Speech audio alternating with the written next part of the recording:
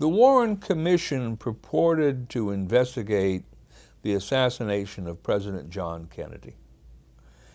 And it was very limited in what it could do, or what it, in fact, it did do. It relied to a great extent upon what it was told by the FBI and various other witnesses before it.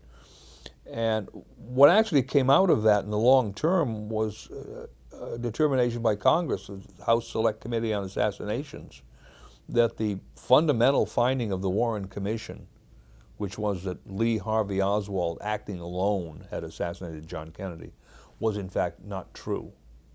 That there had in fact been a conspiracy. Lee Harvey Oswald may have been a part of that conspiracy, he may have been a central participant in that conspiracy, but he did not act alone. And it was never determined who acted along with Lee Harvey Oswald.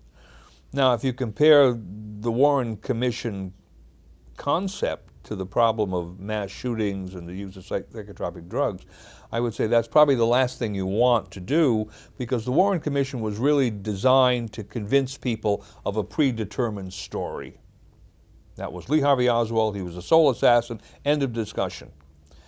I don't think you want that. What you really need to do with the mass shootings and psychotropic drugs is probably to have some major lawsuits in which the evidence would come forward as a result of discovery, testimony of witnesses, cross-examination, all of the laws of evidence that really allow you to get down into the very bowels of the question.